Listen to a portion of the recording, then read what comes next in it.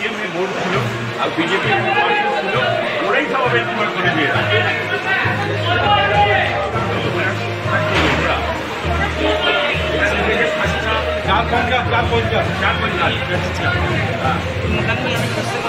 उधर उधर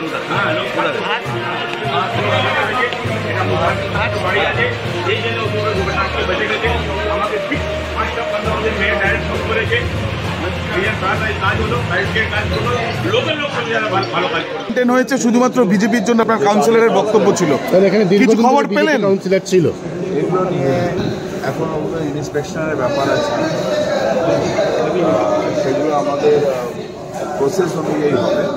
বেশিরভাগ ও লোকাল আছে, ও যতটা বলতে পারবে আমি ততটা বলতে পারবো, কিন্তু আমার কাজ হচ্ছে কর্পোরেশনের তরফ থেকে তাড়াতাড়ি মানুষগুলোকে রিহ্যাবিলিটেশন করে দেওয়া, তাদের এখন যাতে অসুবিধা না হয় দেখা, প্রসেস যেটা কর্পোরেশনের আছে সেই অনুযায়ী আমরা রাখি। বিজেপি প্রার্থী তাপস রায় এসেছিলেন, তাপস রায় এসে বললেন যে সবাই দায়ী, এখানকার এবং তাকে সাংসদ দায়ী, পুরসভা দায়ী, সবাই দায়ী, এবং তাকে গো ব্যাক স্লোগান তো বলা হলো, ধাওয়া করা হলো বিজেপি কর্মী, কাউন্সিলর তো জলও ছুঁড়ে মারলেন।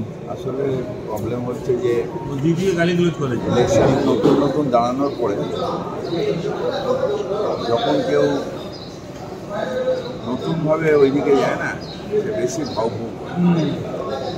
এখন তাপসদার সমস্যা হয়েছে যে একবার রেড হওয়ার পরে ভয় পেয়ে গিয়ে ওদিকে গেছে, এখন ওরা যদি আবার রেগে যায় তাহলে যাবে না, সেই ভয় উনি করছেন। আমরা আমাদের কাজ করবো, ওকে যা বলার।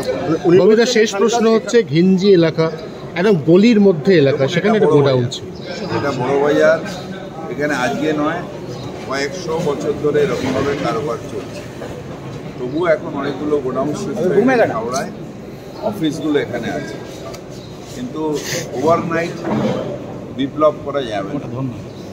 আমাদের প্রসেস মেনে করতে হবে, কারণ মানুষের রোজগার সেটা একটা বড় জিনিস, মানুষের পেটে ভাত এটা একটা বড় জিনিস। এখানে এরকম ব্যবসা আজকে নয় কয়েকশো বছর ধরে চলছে, আমরা তো ছোটোবেলা থেকে দেখছি। এটা পরিকল্পনা করে পরে দেখা যাবে। এখন আমাদের ফার্স্ট কাজ হচ্ছে এদের রেস্কিউ হয়ে গেছে, এদের রিহ্যাবিলিটেশন এবং যা যা প্রয়োজন সেগুলো। গোডাউনের মালিককে খুঁজে পাওয়া গেছে? গোডাউনের মালিককে খুঁজে পাওয়া গেছে?